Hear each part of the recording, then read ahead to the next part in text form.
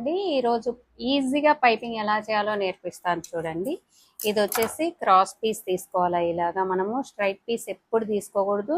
ఇలా cross piece cut చేసుకొని చూడండి.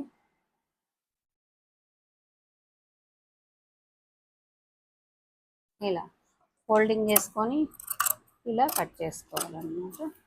ఇలా ఇంత పీస్ కట్ చేసుకున్న తర్వాత పైపింగ్ డోరీ ఉంది కదా,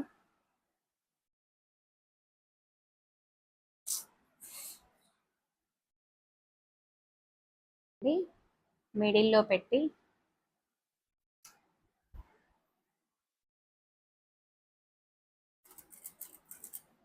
ఇక్కడ మిడిల్లో పెట్టి అటు సైడ్ చూపిస్తే ఎలా వస్తాను.